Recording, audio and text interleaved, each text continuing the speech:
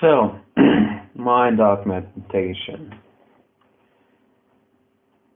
In order to augment the mind, you first have to understand what the mind is. Now, I've stated in previous videos that my belief is that the mind is a hold-on between the senses. You don't really need to understand what that means just yet. It's something I should mention while I'm talking about this. So what do I want to talk about when it comes to mind augmentation? Essentially, we're going to have to start off by picturing how your mind works and then figuring out how a person might approach modifying your ability to think. So, your mind sleeps at night. When it sleeps, it rearranges itself. The pieces of your brain rearrange themselves and form stronger and stronger connections. So every time you sleep, you get what you've learned for the day becomes hardwired into you. That's a massive oversimplification of what the mind does at night, but it's important for this discussion to mention. Another thing is, at various different points during the day, your mind will be at various different points of excitement. And if I give you drugs to make your brain work harder, and there's going to be a point where if I give you too many stimulants, your brain is just going to get sluggish. Your brain is just wouldn't be capable of handling it. Won't be capable of handling it. Another thing is, every sense we have can be broken down to other senses. Your vision is not just your vision, your ability to see images, but also your ability to see color, your ability to see patterns, your ability to understand that you are in a three-dimensional space. Various different parts of your senses are themselves senses. We have more than 5. We have a lot of different parts that involve the mind. And the mind itself is like this massive interconnected shape of memes in between each sense. So if you want to evoke a memory of an image, you're not just evoking the memory of the image, you're evoking the memory of the color, you're evoking the memory of the emotion. So different pieces of your various different senses are tied together and form what you are. What you are is basically a hold-on. I don't know if you know what a hold-on is, but I think that's enough of a general description of the mind for us to start talking about augmentation. So, we are living in a world where in order to get new technology, you need to make it marketable. You need some way of selling it. In order to augment your mind, you have to consider who's going to pay for that and where is the technology going to speed up development, at what points, what type of approach. So, let's say one person is a psychological and neurological expert, and a psychological and expert, and has an skill coding things, arranging user interfaces. So what would this guy's approach be?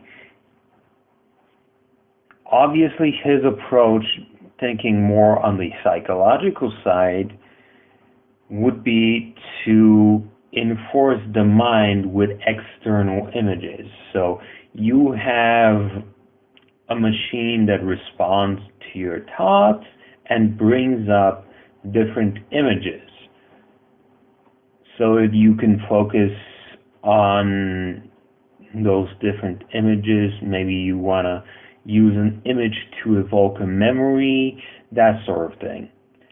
Another approach would be chemical. Your brain will be chemically modified, your cells will become healthier, something like that. A third approach is fusing nanotechnology and synthetic materials with the brain. So essentially you're manipulating the plasticity of your brain by weaving sort of a web in between all the different neurons in your head. And this web can help, can speed up your brain shaping itself toward a certain task. It can give you specific savant-like abilities. It could actually use nanite-type technology to store information, small pockets of information, and redistribute those small pockets of information back to the brain when your brain calls on those small pockets of information. This approach would in effect create an artificial space within your brain.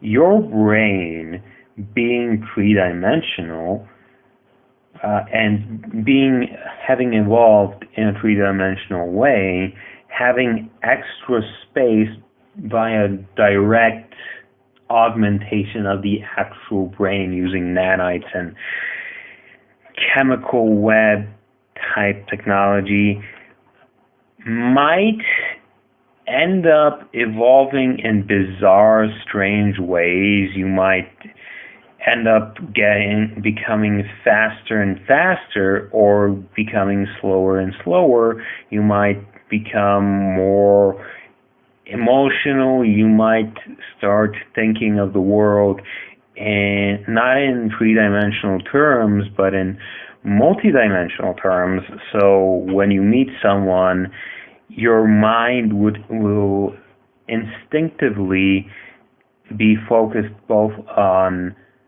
where they're standing, where they came from, and what they are about to say. So your mood might be affected not by the words that are said by the people around you, but by the intuitive expectation of where the conversation is going to be heading. As a result of this, you might become very, very paranoid, and you might logic your way into a state of isolation. There are numerous psychological, sociological fears connected to augmenting the mind, and it's not just, well, you can be hacked. The brain can't be hacked, really. The brain can be given access to a false memory. Speaking of which, if you have a sort of nanite web in your brain that directly links your brain to a computer, that might lead you to developing an additional mass of consciousness, an artificial patch of your brain inside a computer which you remotely connect to. If such a scenario occurs and you are disconnected to this artificial patch of your brain, this artificial patch of your brain may lead to you taking on a completely different personality from your regular basic self. So you are one type of guy, very cultured, very nice, very lovable when you are with your regular brain, but then you disconnect with your regular brain combined with this additional brain, but then you disconnect from that brain, and then you become a brute, an annoying, dumb, stupid brute. Or you can have the opposite effect. You can be cultured and whatever with your regular brain, but connecting to this additional patch makes you a bit psychotic, dominating, eccentric, or overly focused on a certain idea. If you, however, figure out a way to balance your regular mind and this additional patch of your brain, say you don't tie in your full emotions to this additional patch of mind, this external computer, if you instead choose to use this external computer simply to enhance your abilities, the speed of your ability to calculate the 2 and 6 4 18 4 4 6 7 4 4 7 3 7 9 55 1 6 1 6, or whatever, figuring out complicated math stuff, then there's the obvious question of what happens if this part of my existence gets lost.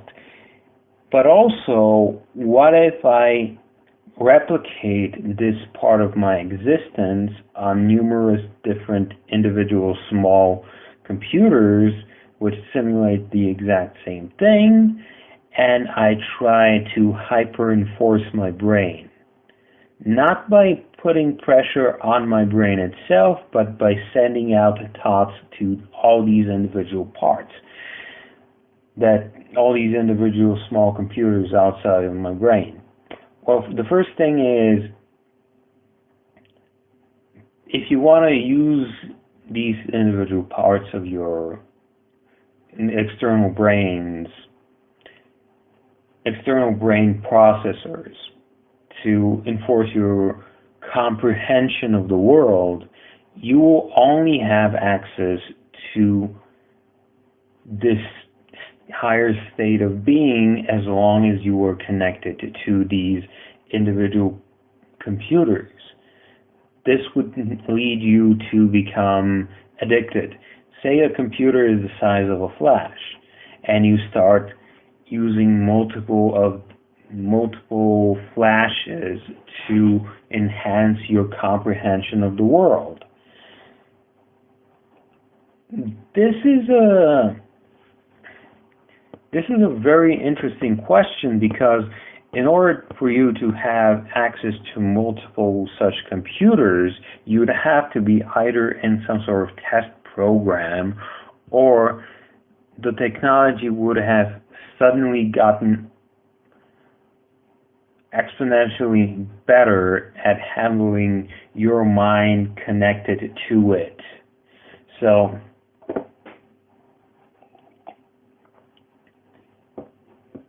a typical computer is bad at simulating a brain. However, scientists in MIT figured out that if you take regular modern technology and wired it so that it can run on analog logic, the logic of the 80s, then computers become 100,000 times better at simulating a brain.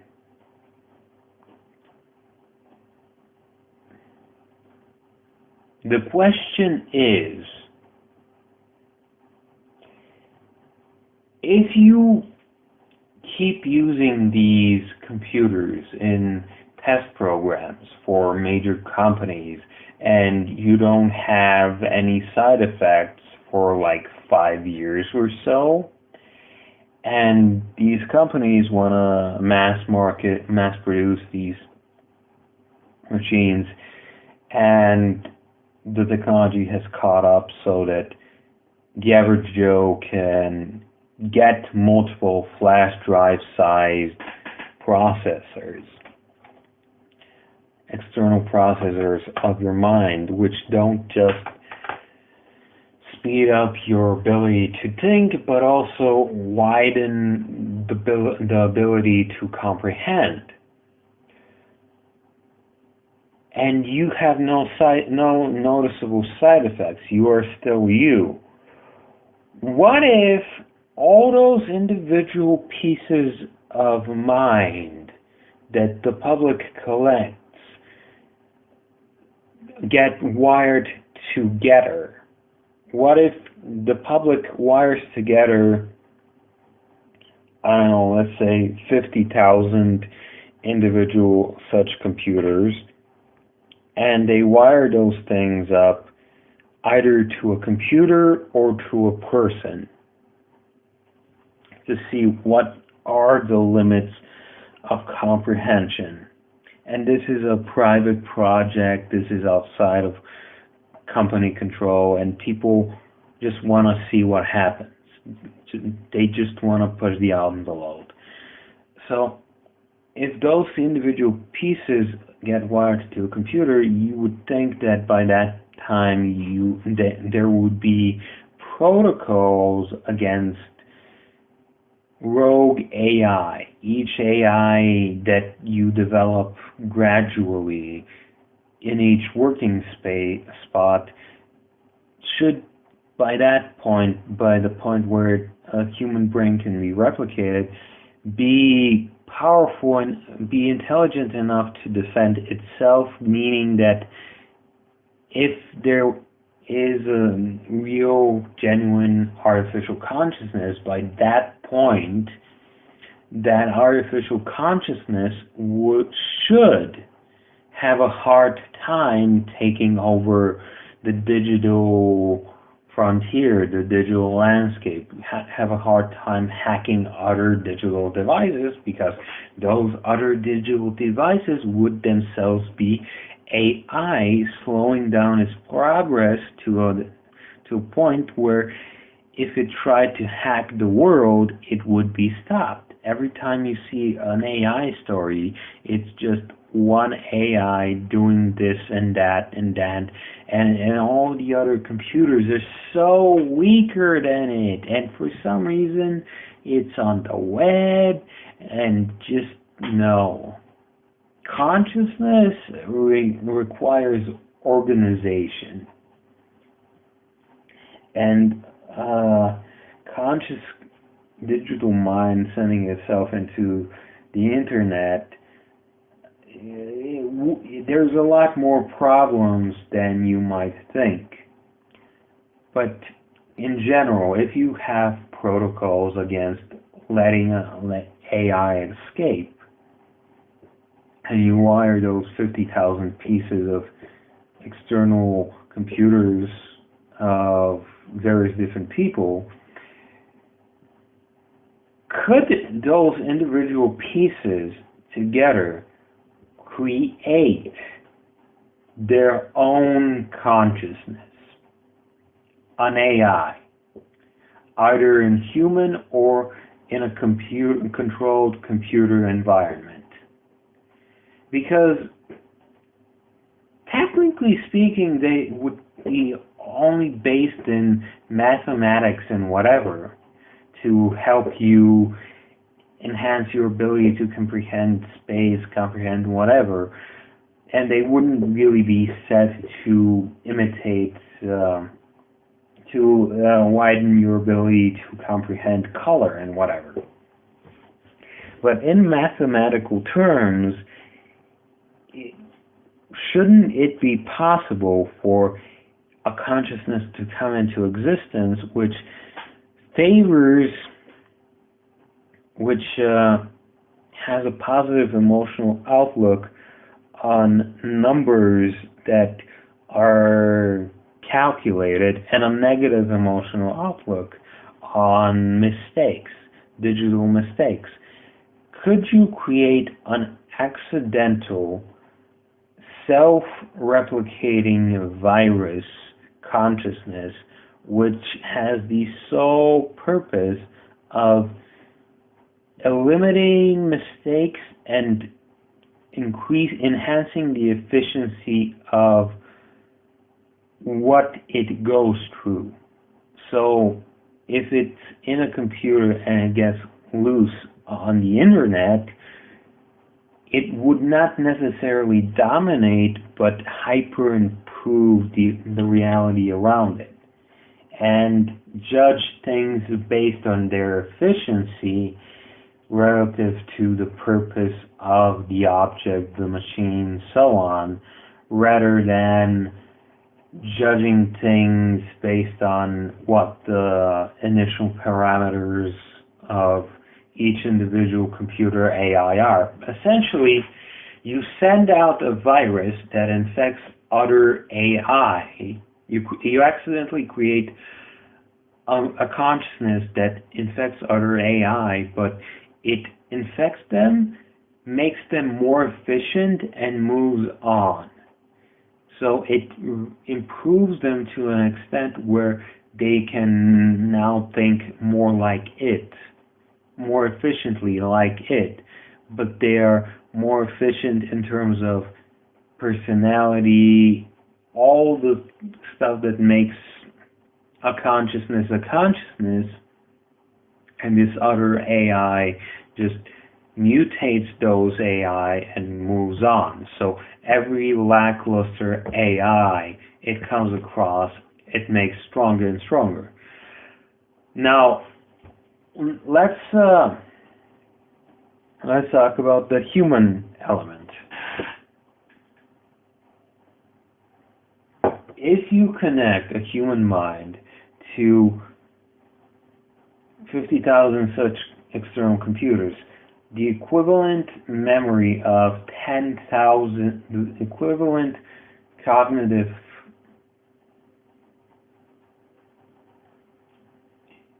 there's this old Roman term for, not, if you're not quite a ghost, but you're the memory of someone, shades. 50,000 shades, let's say. If you create 50,000 shades of 10,000 people, and you link them to the mind of a regular person, and this person has these shades connected to their consciousness, given that human memory is interconnected, given that the human has the emotions which could be triggered by connecting to these shades,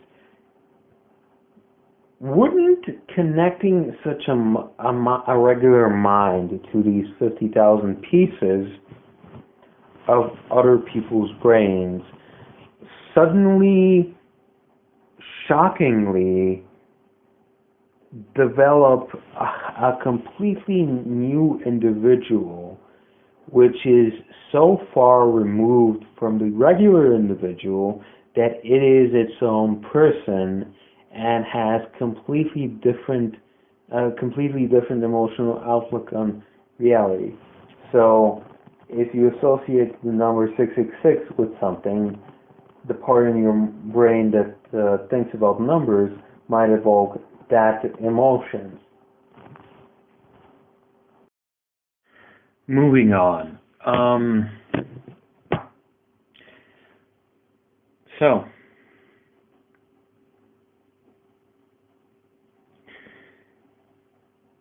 there is this TV show called Courage the Cowardly Dog, and there was this one episode of Courage which dealt with this this villain who came in and he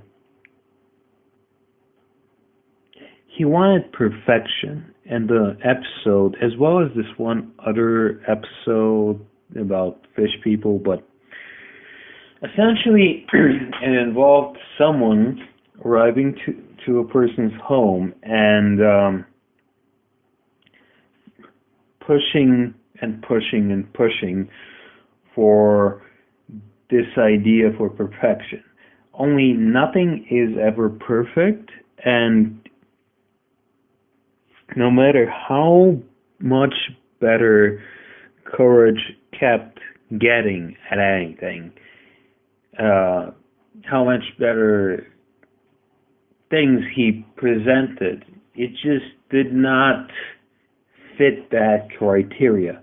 This abstract idea of perfection in human society in general, and it's the subject of multiple storylines across all types of media. There's obviously cliche like young girl's perfect image, blah blah blah, or footballer being perfect at football or whatever. And it's just,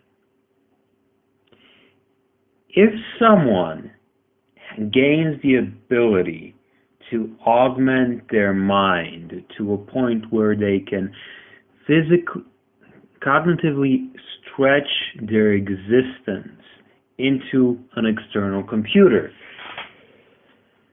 or into a sort of web inside their head,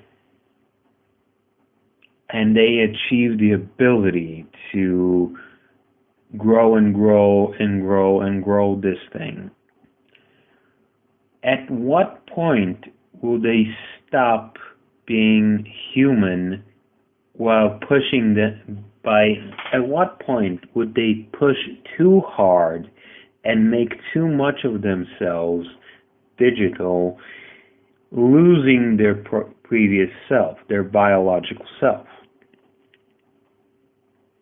So, if I had a computer in my head, and this computer kept stretching out each individual part of my brain in this virtual space, where it could artificially grow, where I could summon up memories from, summon up ideas from. If I was plugged in, so to speak, like Avatar, to this consciousness, at what point do I reach a level of development? Where does my mind reach a level of development where it's almost entirely digital or mostly digital, and the biological part gets lost? Because we using this brain augmentation, as the brain augmentation keeps getting stronger and stronger, we will gradually invest more and more of our mind into this shape, this digital shape that is this artificial augmented self.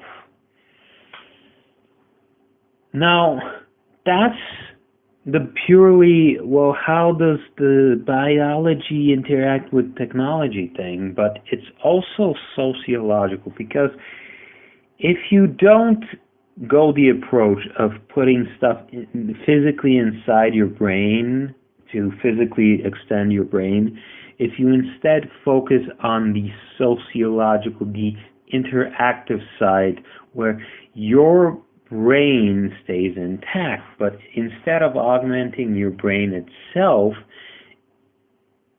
you have sensors around your head reading different impulses from your brain, sensing a three-dimensional shape of your mind, and associating different ideas with different things, and you can summon up a cognitive shape. So it's like if you were holding your phone in your pocket. Like if you pick up your phone from your pocket and you click on it, you have access to all these things, all this information.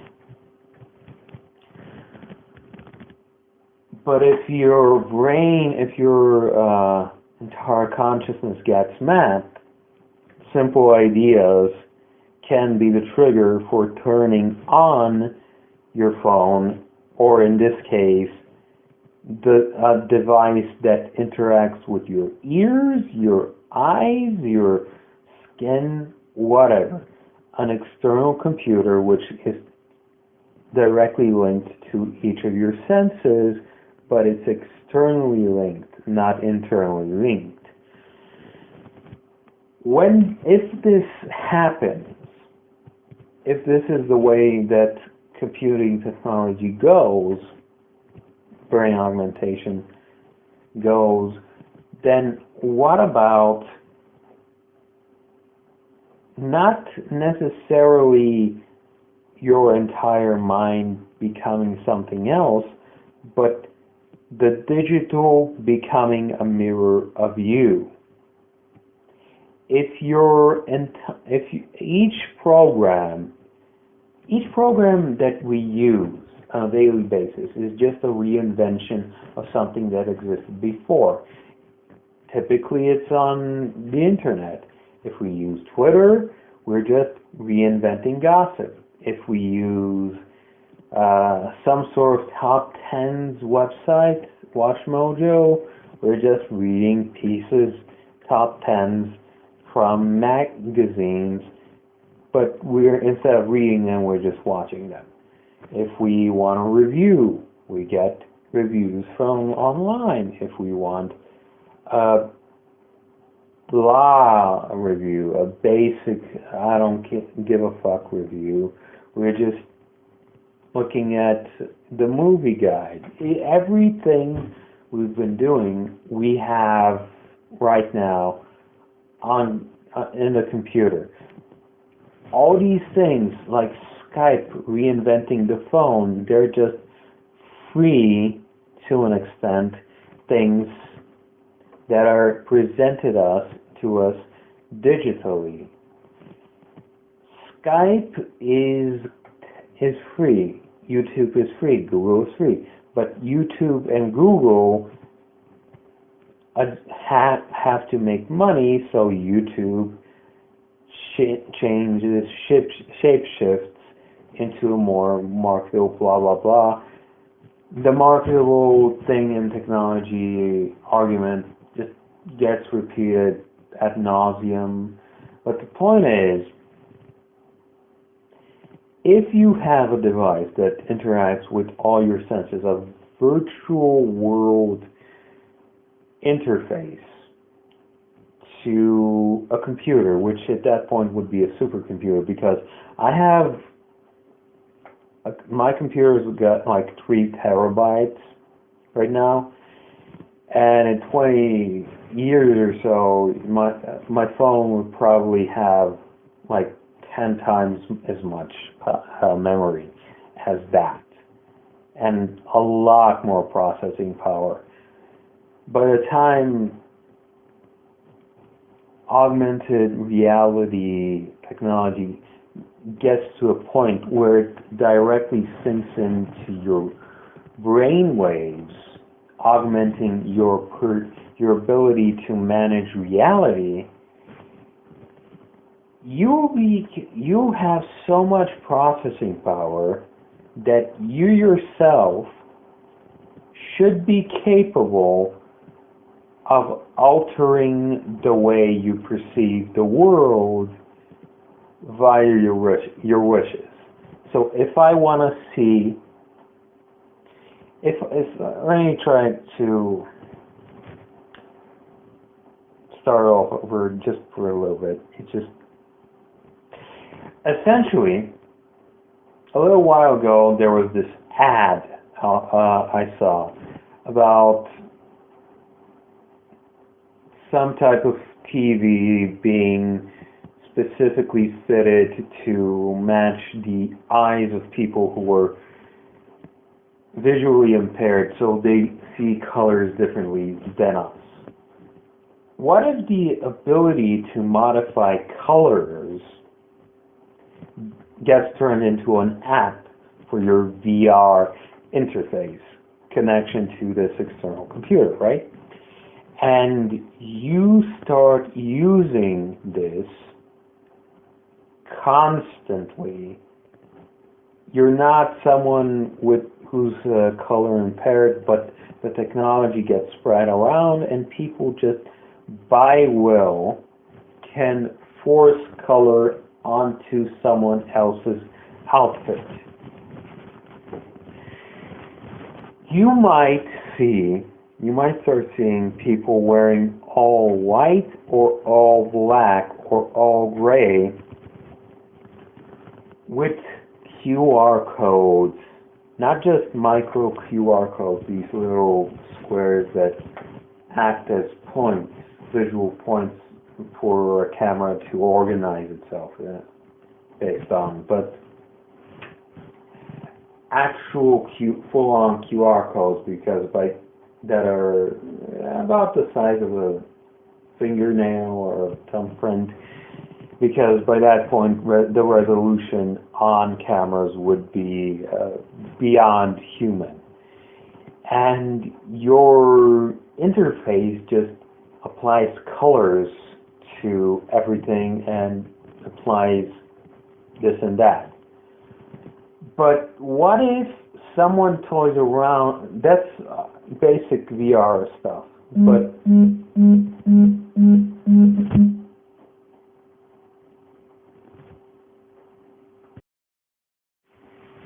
if basically someone modified the technology that hypes up colors on outfits, not to hype up colors, but to hype up light, hype up colors, but not on surfaces, but not all the time, but give specific spikes of colors every time you see patterns.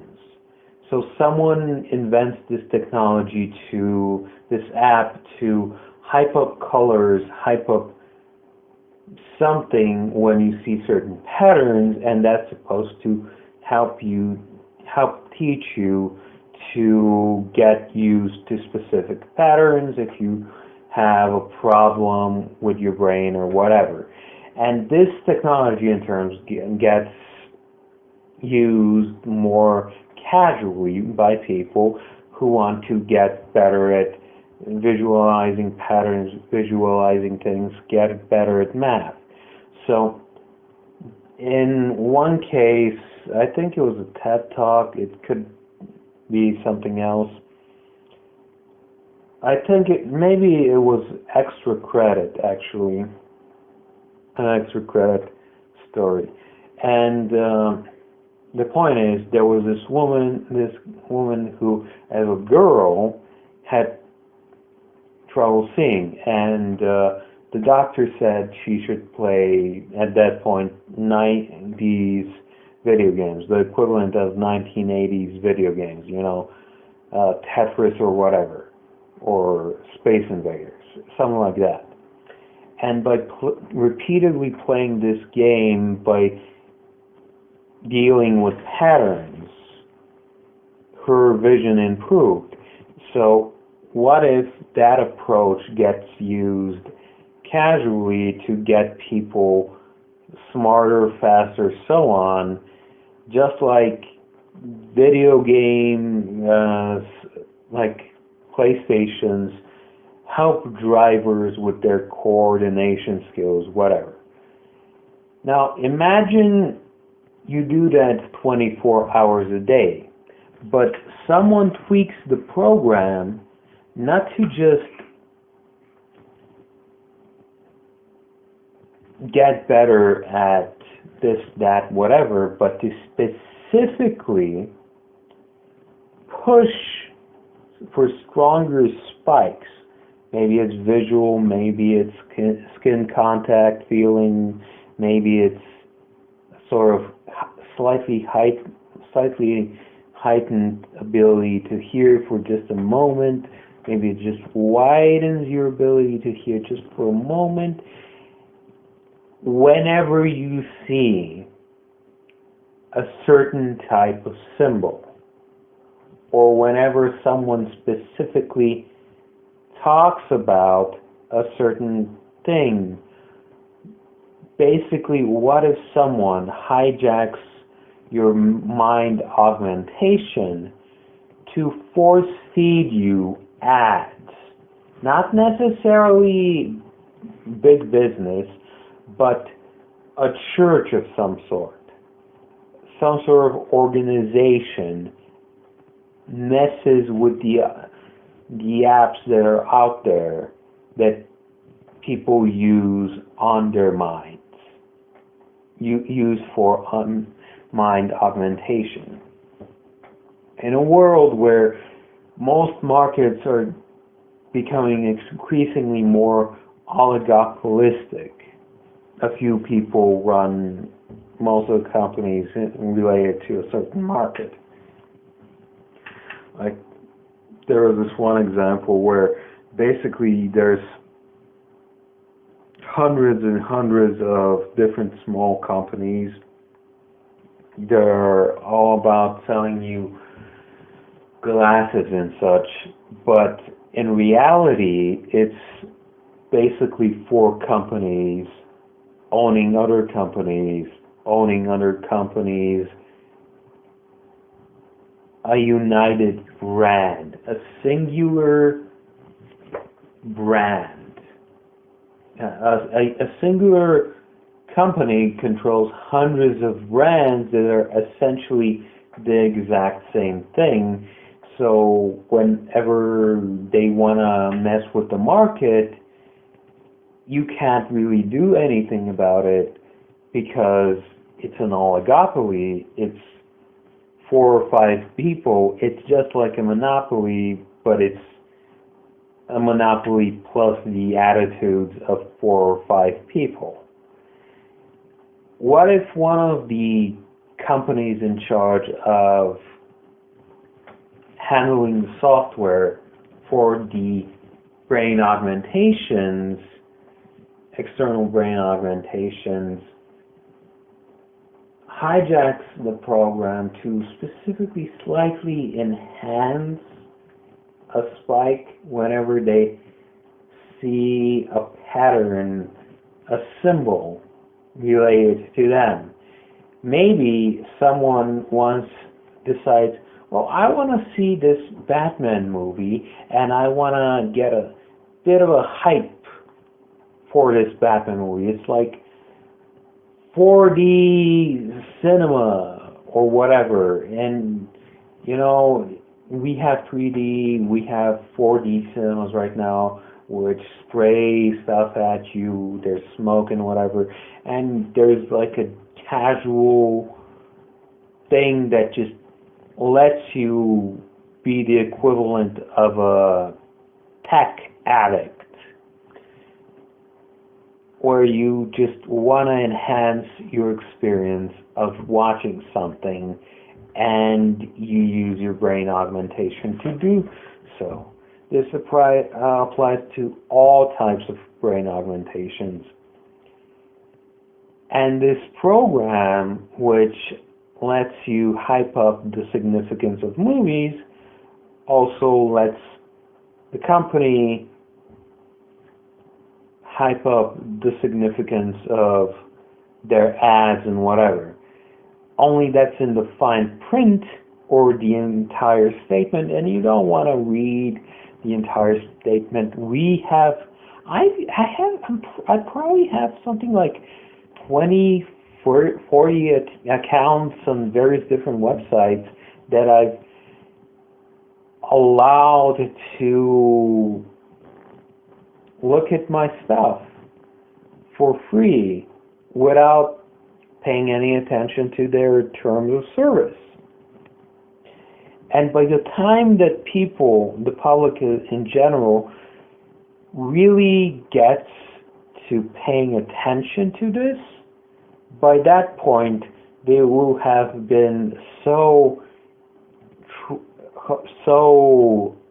addicted to the ads, so hyped to trust the ads of the company, that they let the company continue. I mean, every corporation, every ad these days is either about being clever or more specifically, titanically, it's about vague goodness. Like decades and decades ago, ads were not about vague goodness, they were about how good your product is. Now it's like Coca-Cola, here's people singing, isn't this good? It's people singing about charity. Oh, how nice. People singing about equality. But what is the exact position of this company that talks about equality? What about all the shoe manufacturing companies with labor camps that give out human rights awards to different people? Why would someone automatically research a company that's giving them an award if it's like a weekly thing? Celebrities go to human rights awards all the time without spending any significant amount of time researching what these human rights award giving institutions are. Like, what if Israel gives a human rights award to some random new actors and they're like, Israel, yes, but then older generations of celebrities are like, dude, Zionism, and you're like, well, you're racist, without them actually knowing what the fuck the older generations of celebrities are talking about. There is a real potential fear out there that too much information swallows up stories. And if you are used to managing the world in a specific way, and by being more and more efficient, managing the world by being more and more efficient,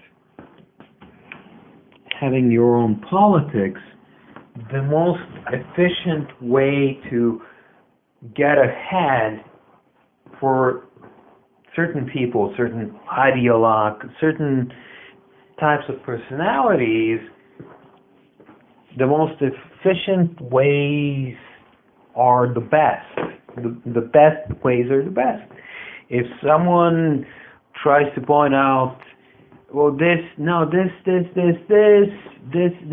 inaccurate, a Republican just fucking follows them. Because libs these days are just incredibly bad at debating anything.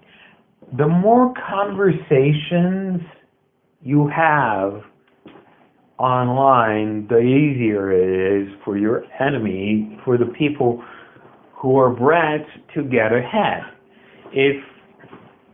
And now I'm sounding like an SJW or whatever.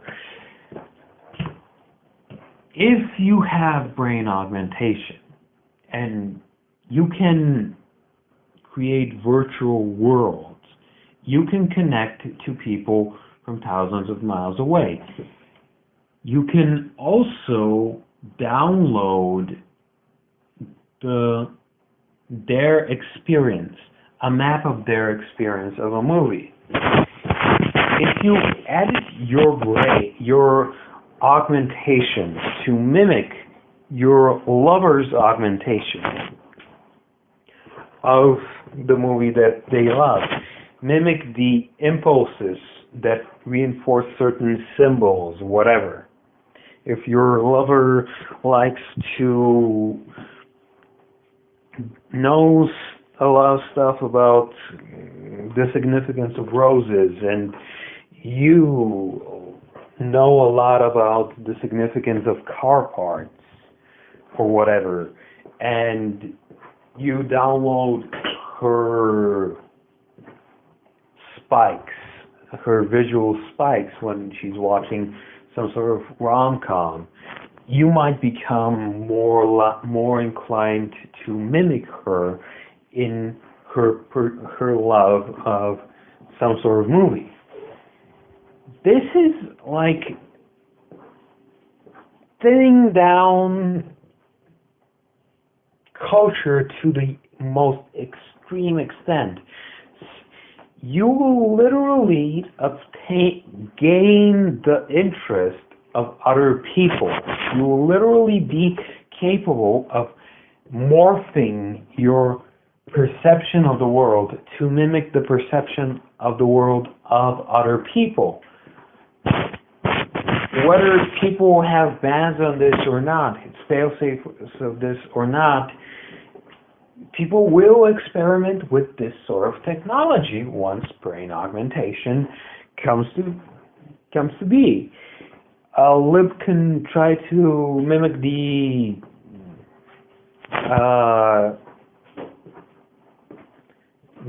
experience of Republicans. Some sort of professor can mimic the experience of someone who's into extreme sports. People could start using the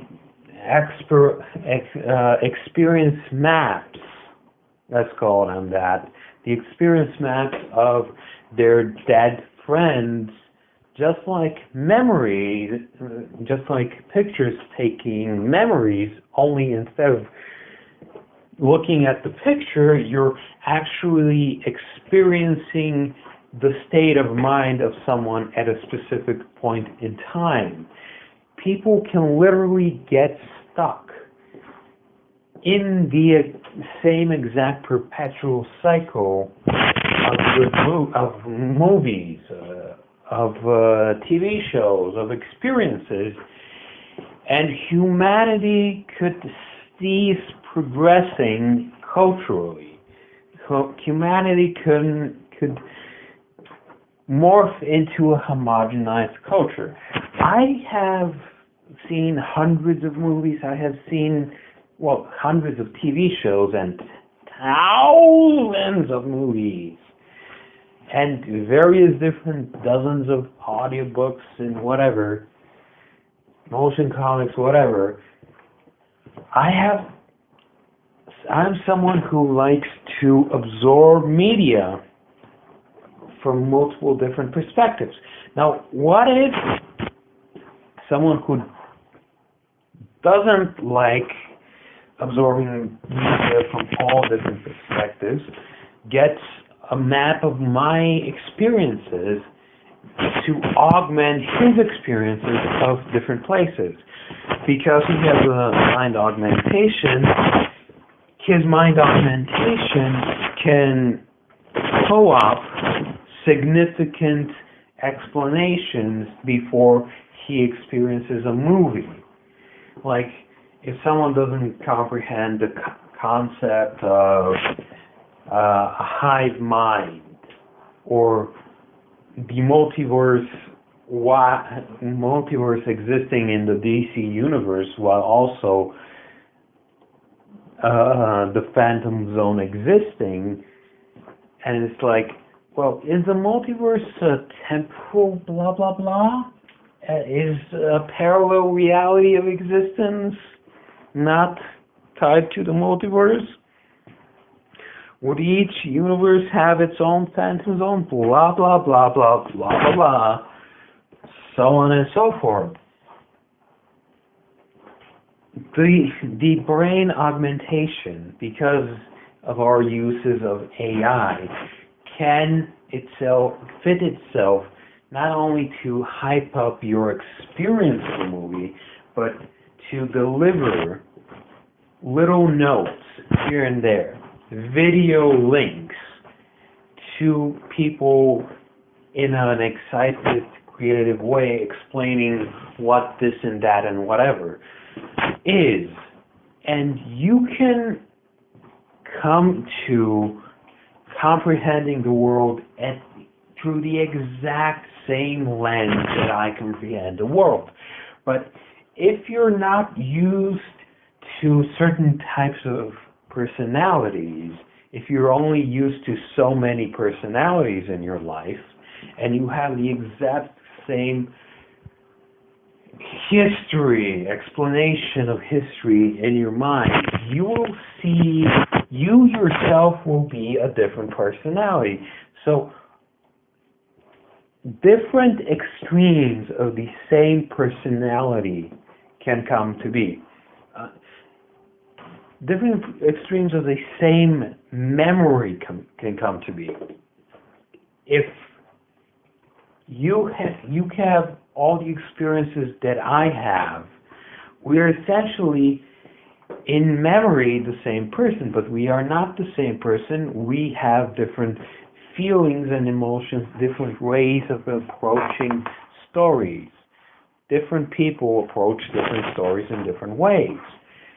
So by approaching my existence through your mind and experiencing the same sort of life and whatever, can we say for certain that you will become a mimic of me, or will you more likely have a completely different extreme personality and become really, really enraged with certain things that I have been enraged with in the past, but it comes to you so rapidly that you cannot handle it. Like, if someone looks up a ton of news stories about Israel, for example, and they're really depressed about little kids having dogs lick stuff from their genitalia, and someone who is at that point invested in the Israel, I say Israel, but the Netanyahu view of the conflict, and they realized, no, you're full of bullshit, fuck you, they would have a completely different, more extreme reaction. And if they have the exact same likes, if more and more people have the exact same likes, the same interests, and they have this homogenized, hyper-complex, this homogenized library of understanding about the world, but they also have the same, their own, if they also have their own way of approaching the world, because men and women are different. Someone from some type of environment is different from another person. I'm Bulgarian. You might be Irish, so you might be more invested in the Irish thing. We're just talking about maps, experiences mapped and in types of interests, general concepts. If everyone has a homogenized world of interest, then not only can business homogenize itself to fit their needs, but also all emotions will be homogenized in this all and overall environment at the same time. So you might see different rage impulses crowding together at the same time. I'm enraged over this country doing this. Boo them, rage on them. We've seen people get interested in vague stories all the time, but what if instead of like a million people going to watch a video and going to blog about it constantly, you see homogenized communities in the tens of millions mind appear around this sort of map of what the story is and get really, really enraged. Will that in turn lead to more draconian measures? And by realizing that society is changing and changing and changing, and we have brain augmentation, would people then modify the existing philosophies to fit in their need for more draconian measures? So essentially you have a homogenized version of this hyper-aware culture, hyper-aware of the histories of this and that and whatever, but because they're so hyper-aware and because their minds can interconnect to other people at the speed of light, because they can do, and because their life can be a perpetual binge of conversation and interaction, you have more like a perpetual crowd mentality, which is never ending, and it is potentially dangerous. So you have a homogenized culture with volatile, instantly communicable instincts. That's pretty much the Roman Empire in a nutshell. And for another example, 3,200 years ago, 1200 BC, there was this volcano that blew up, and it created an ash cloud, and it slightly weakened it either wiped out a significant portion of the harvest or some portion of the harvest, and all of the various empires of Europe were so homogenized, so specifically he designed from a top-down structure where only the people at the top knew what seeds needed to be planted at what period of time, and all the drones, all the farmers, they didn't understand this and that and whatever. When there was a certain shortage of food, the empires sort of collapsed in on themselves. Expertise died off. Now, I'm not saying that we're gonna see expertise die off or whatever, but what is interest in understanding humanity from a passive perspective start getting lost. Communities of people with a more mellow outlook on the world get lost. It's more extreme emotion all the time, fuck each other, well, fuck virtual versions of each other, jerk off all the time. Imagine you're in an extreme sport environment.